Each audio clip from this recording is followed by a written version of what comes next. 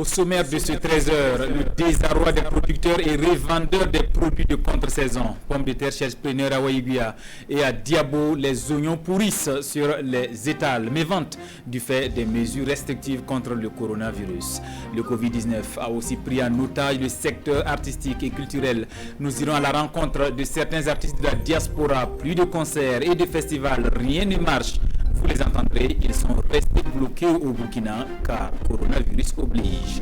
À suivre également la une, l'eau fait défaut à Kaya et pourtant il fait très chaud, l'eau n'est impuissant, la population de la cité du cuir ne sait plus à quel sein se vouer. Mesdames et messieurs, merci de nous suivre. Mais avant de développer ces titres, aujourd'hui, 3 mai, Journée mondiale de la liberté de presse, journée d'hommage aux hommes de médias.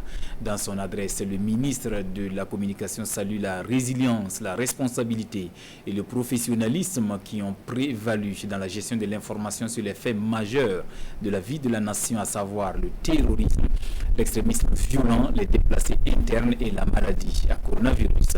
Cette année, le Burkina perd 2 places et se place à la 38e place sur un total de 180 pays au monde et 5e au plan africain, selon Reporters sans frontières. J'ai annoncé un titre, coup dur pour les producteurs de la pomme de terre. Morosité économique du fait de la pandémie du coronavirus. Il y a des ventes à Waïguia. Les grossistes sont pris au piège et leurs pommes de terre pourrissent dans les magasins. Que de pertes. Issoufou Kaboré et Karim Bikianga, reportage. La vieille Clémence est au bord des larmes. 8 tonnes de pommes de terre, désormais impropres à la consommation. Une perte sèche pour cette vieille dame qui avait fondé tant d'espoir sur cette période de forte production. Ses rêves de profit se sont envolés, laissant place à la désillusion et à la confusion. Moi, j'ai pris 15 tonnes de pommes de terre. Ici, c'était 8 tonnes, à raison de 250 000 par tonne, multiplié par 8. Aujourd'hui que je suis arrêté, je n'ai pas le choix. Tout est pourri. Kali vit la même misère. À longueur de journée, elles font le tour de Waïguia, à la recherche de secours. Jusqu'ici, c'est sans succès. Quand Kali retourne chez elle, ses états lui rappellent sa perte en cours. Elle n'a pas le choix. Une partie de sa pomme est transformée en aliment pour bétail. En évoquant les raisons, elle regrette les périodes avant la pandémie. À cause de la maladie, il n'y a plus de sortie ni d'entrée dans la ville. Voilà pourquoi cette me vend. Avant la maladie, il y avait les séminaires et les participants achetaient. Mais la maladie a tout suspendu. Pourtant, le besoin sur place est insignifiant.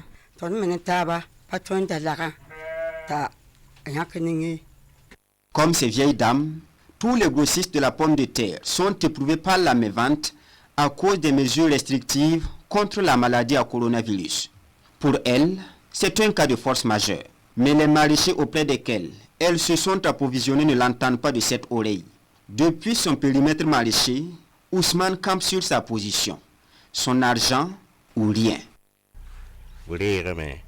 Nous leur avons livré la pomme de terre. Nous attendons nos sous. Si le produit était toujours chez nous, il n'y avait pas de problème. Mais dès lors que c'est livré, nous attendons notre argent. Il est dur, ce travail-là.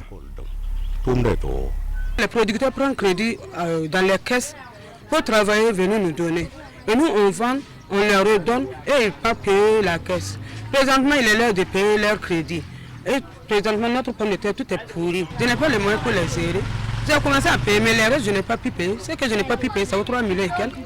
Voilà là où la plateforme maraîchère de Waïguia était attendue, avec ses magasins frigorifiques. Mais hélas, elle est inexploitable. L'infrastructure, vieille d'une dizaine d'années, trône ici, à l'entrée de la ville sur la nationale numéro 2, presque abandonnée. La raison, elle serait bâtie sans respect des normes en la matière, au dit des techniciens.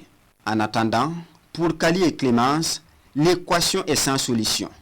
Et c'est toute la filière maraîchère de la région qui est aujourd'hui plombée par les mesures prises pour barrer la route au Covid-19. Mévente, la situation est similaire dans la commune de Diabo. Oignons, choux, tomates, tout presque hier, mais l'écoulement pose problème. Un casse-tête pour la centaine de maraîchers car la route est barrée pour leurs clients habituels à cause de la maladie à coronavirus. Désiré Ilboudo, Ibrahim Sanou. Mahamadi Younaba et les membres de sa famille en plein travail pour fermer ces hangars remplis d'oignons. Il ne faut pas que la saison pluvieuse les trouve ainsi. Et ce n'est pas pour faire de la spéculation, rassure M. Younaba. La raison, c'est la mévente due au manque de clients. Son stock est estimé à plus de 20 tonnes. Je n'ai pas encore vendu un seul sac. J'attends toujours que la situation se décante. Si tu fais une bonne récolte et que tu n'arrives pas à écouler, c'est comme si tu n'as rien fait. Même si l'année passée, le prix des oignons était bas, ça valait mieux que cette année. Stocker ces oignons invendus n'est pas sans conséquences. Beaucoup commencent à pourrir et ces pertes s'évaluent à plus de 500 000 francs CFA. À cause de la maladie, les acheteurs ne viennent plus. Les frontières sont fermées. Nos gros acheteurs venaient du Ghana, du Togo et du Bénin. Si ça continue comme ça sur les 20 tonnes que j'ai stockées, je peux me retrouver avec 15 tonnes seulement. J'ai à ma charge plus de 50 bouches à nourrir. Si les pertes continuent, ça ne sera pas facile. Tout comme M. Younaba, la morosité économique due à la mévente s'est fait sentir chez la plupart des maraîchers ici à Zanri. Maria Mugbari est membre d'un groupement de femmes maraîchères. Nous cultivons le riz, le chou, la tomate et l'oignon. Nous faisons ce travail depuis 5 ans. Cette année, à cause de la maladie, personne ne vient et on n'arrive pas à vendre.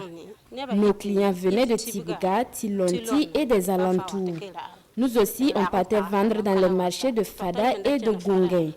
Maintenant, ce n'est plus possible. Ces derniers ne savent plus vers où se tourner, mais ils espèrent un appui de la part de l'État pour relancer leur travail. On a appris que le gouvernement va accompagner ceux qui ont des difficultés pour écouler les produits maraîchers. On ne sait pas si on est concerné aussi. Et le premier adjoint au maire de Diabo de rassurer qu'ils auront leur part si jamais l'État venait à s'exécuter. Je vous rassure que ce qui a été pris au niveau de l'État central, s'ils ont accepté d'accompagner toutes les communes à pouvoir accompagner socialement ces producteurs maraîchers, on ne peut pas ne pas les transmettre. À Zanré, la plupart des familles vivent de la culture maraîchère. Et sur les 25 hectares aménagés autour du barrage, il y a plus de 100 maraîchers. Tous souhaitent la fin de la pandémie pour une reprise sereine de leur activité. Le Covid-19 met la planète entière à genoux. Que de vies humaines arrachées et des économies perdues. Tout est au ralenti. Seydou Boro, le chorégraphe, Aristide Tarnagda, le comédien, ou encore Boniface, le promoteur culturel. Pour eux, le temps s'est arrêté net. Rentrés au Bercail pour un séjour en famille, ils sont restés bloqués au pays car des vacances en rallonge pour raison du coronavirus. Nongba Kouda et Amadou Marcel tous les ont rencontrés. Témoignage. Plus de scènes, plus de spectacles, ni de public pour ces habitués des podiums, surtout à l'étranger. L'avènement du Covid-19 rime avec la débrouille pour le chorégraphe Seydou Boro et ses camarades. Autour du thé, chacun tente bien que mal de faire face à ces temps perdus.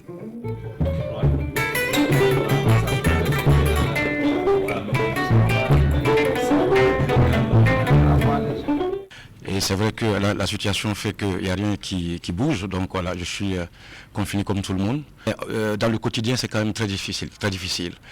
Parce que moi, j'avais quand même des dates de mars jusqu'en septembre, je n'avais pas le temps. Je tournais en Espagne, en Inde, partout en Europe. Et puis là, je suis au Burkina. On est arrivé en vacances et pour repartir, voilà, on est tous bloqués. Donc là, on est tous là en train de chercher des solutions, on ne sait pas comment faire. J'étais venu juste pour les funérailles de mon père et malheureusement, là je tombe Dans un moment, comme tout le monde le sait, ça fait déjà 2 mois que je suis bloqué.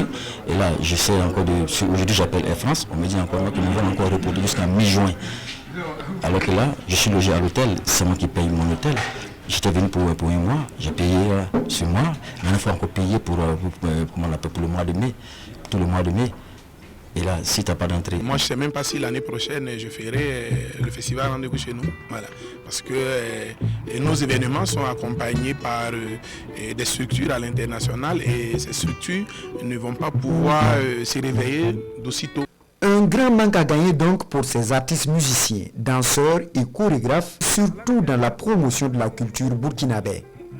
Mais pour ces ambassadeurs, pas question de série à la nuit. En tout cas, je continue d'écrire, je continue de penser les projets, de justement se réunir avec les artistes. On profite de ce temps d'arrêt-là, de ce temps mort pour penser notre métier, avoir une espèce de rétrospective et puis essayer d'envisager des horizons beaucoup plus lumineux. Nous, en tant que danseurs, chorégraphes, c'est-à-dire que le métier, c'est un métier physique qui demande un entretien physique, qui demande une certaine condition physique. Donc pour nous-mêmes déjà, ça nous handicape dans ce sens-là. Donc on est obligé de trouver des alternatives pour se maintenir, faire des séances de sport pour maintenir la forme. Réfléchir ensemble et comment créer un projet à partir de ça, de ce confinement-là, d'être bloqué, d'être stoppé parce qu'on n'avait jamais imaginé une telle chose. Moi, ça fait quand même 30 ans que je suis dehors. Et voilà, donc en même temps, je suis très content d'être confiné chez moi. Si j'étais confiné en Inde, là, j'étais foutu. Ensemble, et chacun dans son art, tous ont le regard tourné vers l'évolution de la pandémie pour de meilleures créations d'expression scénique et culturelle. Et voilà la trouvaille du Larlé Naba Tigré dans ce contexte de la pandémie et du coronavirus. SOS Resto pour donner à manger aux personnes vulnérables de la ville de Ouagadougou. Il s'agit d'un repas consistant pour au moins 3000 bénéficiaires durant 40 jours sur une période allant du 1er mai au 1er août prochain. Ali Doubadini et Olopoda. Explication. Une personne vulnérable, un kit alimentaire. Les restos du cœur version association Belwed sont disponibles pour livrer des repas chauds et de bonne qualité aux personnes en situation d'urgence alimentaire. Et les premiers kits distribués ce 2 avril ont un effet positif sur le moral des bénéficiaires. Le repas est de bonne qualité. Nous allons bien manger aujourd'hui. Le Larlé Naba a un bon cœur. Il a pensé à nous les pauvres. Vraiment, nous sommes contentes parce que nous sommes dans le besoin. Et sa générosité va nous soulager un bon moment. Que Dieu le bénisse afin qu'il puisse nous soutenir toujours. Le Larlé Naba Tigré et ses partenaires manifestent ainsi leur solidarité à l'endroit des personnes vulnérables affectées par le Covid-19. Au total, ce sont 3350 personnes en situation difficile, identifiées dans les 12 arrondissements de la commune de Ouagadougou qui sont appelées à manger et à boire gracieusement au moins 3 fois par semaine et ce pendant 3 mois. J'ai décidé avec un jeune de l'université de Ouagadougou, M. Belem Salifou, responsable de SOS Resto, de donner à manger 40 fois, donc 3 fois dans la semaine, le lundi, le mercredi et le samedi. En tant que responsable social, j'ai le devoir de partager ce que j'ai vraiment comme bien. Parce que c'est cela que Dieu souhaite à chacun de nous. Un engagement social qui dure depuis l'investiture du chef coutumier au trône du Larlé. Cette opération d'aide alimentaire est soutenue et encouragée par des cœurs sensibles.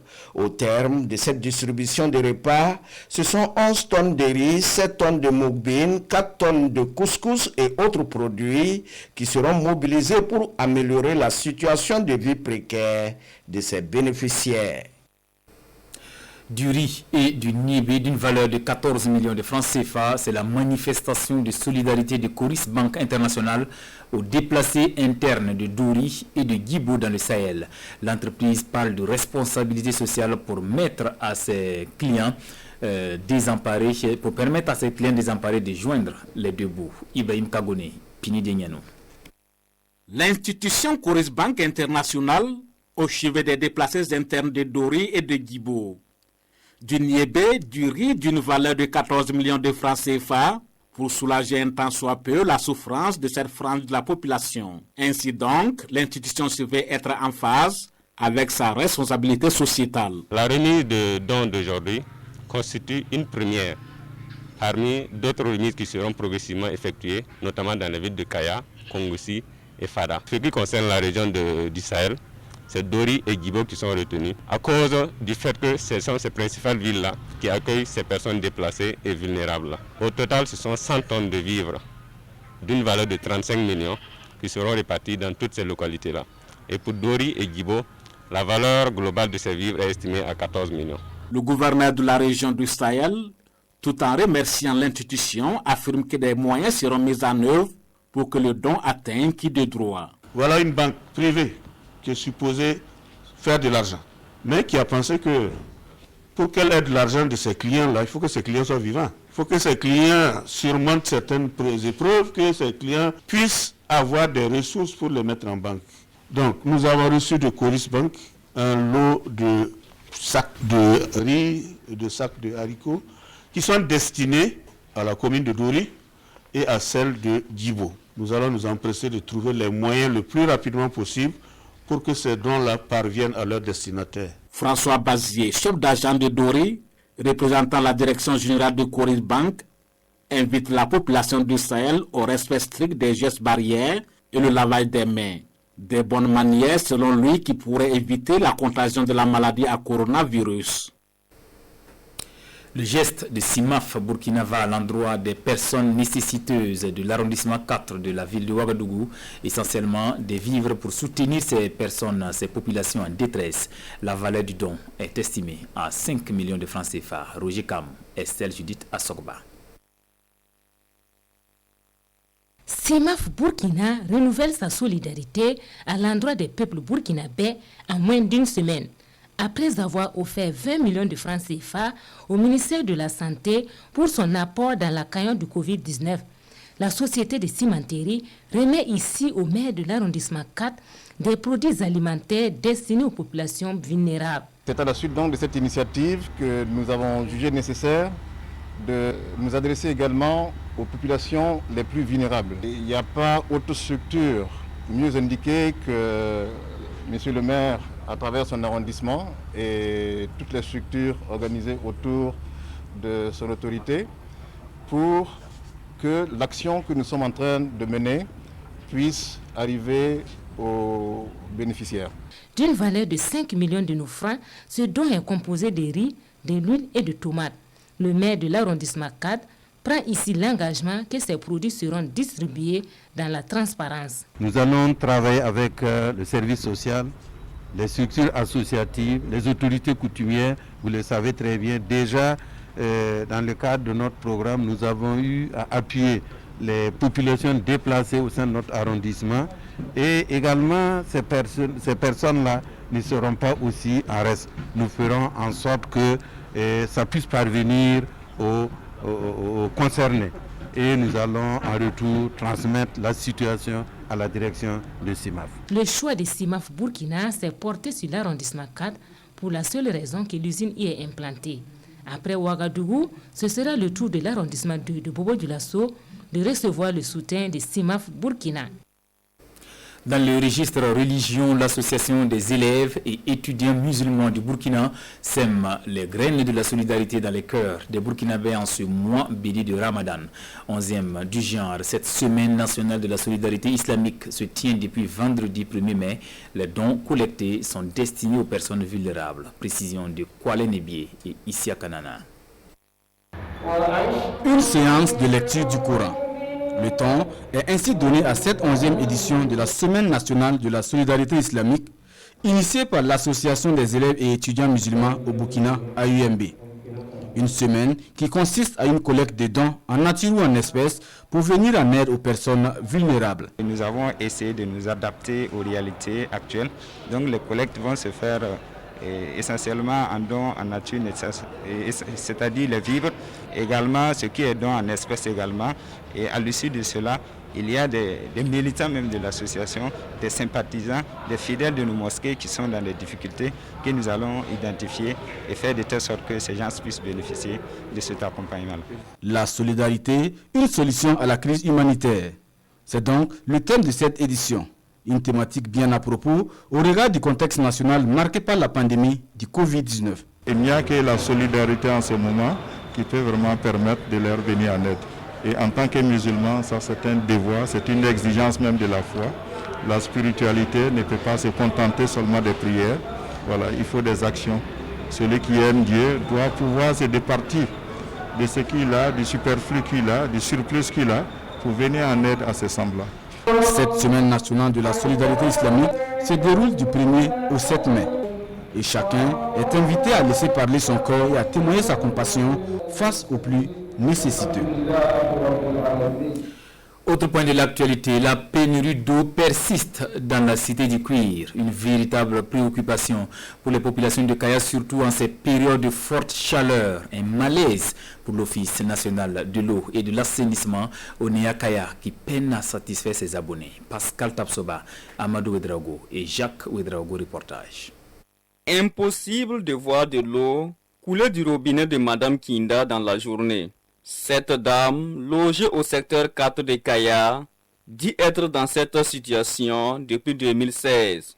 Pour se procurer du liquide précieux, elle est obligée de veiller jusqu'à tard dans la nuit.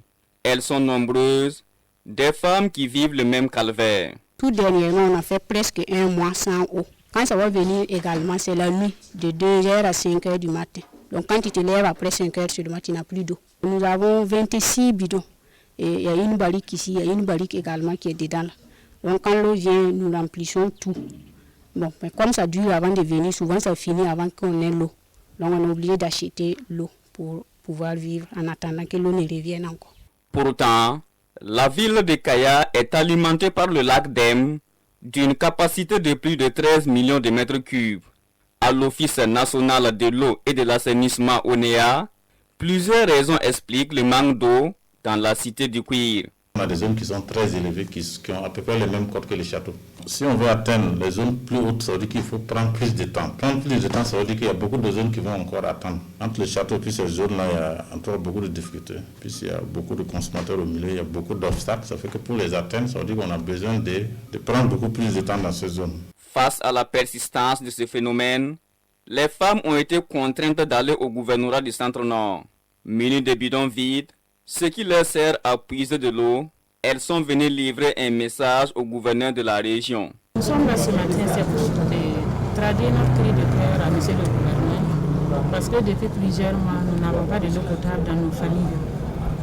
Les installations que l'ONEA a faites, on n'a pas l'eau. Chaque fois que tu ouvres le robinet, tu n'as rien. Et pour soulager un tant soit peu ces femmes, l'ONEA Kaya a divisé la ville en 4 zones de ravitaillement. Elle annonce par ailleurs d'autres actions pour mettre fin à la souffrance des Kayalais. Depuis janvier, la ville était scindée en deux. Et on pompait 24 heures, dont un jour. Donc au cours de février, mi-février, ça ne tenait plus. Donc il faut encore subdiviser. On passe en 4, en 3 en ce moment. Vers la fin mars, en 3 aussi, il y a beaucoup qui ne pouvaient pas avoir de l'eau, donc on a subdivisé encore en 4. Il y a une dizaine de forages qui doivent être réalisés durant cette période pour renforcer la capacité. Ils sont en train de notifier les entreprises qui vont venir assurer la réalisation de ce projet. En attendant, la population de Kaya se bat comme elle peut pour se procurer cette denrée rare afin d'assurer leur quotidien vital. Elle espère que des solutions seront bientôt trouvées, surtout en ces temps de forte chaleur. Dans l'actualité internationale, la Somalie, éprouvée par la guerre, est particulièrement vulnérable au Covid-19. 500 cas de contamination à Mogadiscio, mais l'OMS n'y croit pas. Les tests manquent en effet et la distanciation sociale n'est qu'un leurre dans la capitale somalienne du fait de la promiscuité. L'Afrique en général redoute une explosion des cas du coronavirus. Tester massivement pour prévenir une explosion des cas. Dans les quartiers pauvres de Nairobi, la capitale du Kenya, la campagne de dépistage bat son plein. La ville, principal foyer de contamination, vit coupée du reste du pays et la situation est devenue critique pour les plus précaires. Ces jours-ci, je vends un quart de ce que je vends habituellement, confie Monica. Le virus complique tout. Je n'arrive pas à payer mon loyer. Les enfants sont devenus un fardeau à cause de cette maladie. Maintenant que j'ai été testée, j'espère que si le résultat est négatif, les choses commenceront à aller mieux. Mais l'un des pays d'Afrique qui inquiète le plus l'OMS est la Somalie. Officiellement, Mogadiscio compte 500 cas de contamination. En réalité, impossible à dire. Les tests manqués, le pays accablé par la guerre, le choléra, le paludisme et les invasions de criquets est une bombe à retardement sanitaire. Nous sommes les uns sur les autres, raconte cette femme qui vit dans un camp de réfugiés. On dort à plusieurs, sur le même matelas. À certains endroits, 2 ou 3 familles vivent ensemble dans un abri. Le camp est saturé. Et quand on entend les nouvelles sur la pandémie, on se dit qu'on ne pourra pas y échapper. Si autant de réfugiés vivent entassés dans les camps, c'est parce que le pays est en guerre depuis des années. Une grande partie de la Somalie, aux mains des Chebabs, échappe au contrôle de l'État. C'était la notre version de l'actualité de ce dimanche. Merci de la fidélité à la RTB. À bientôt.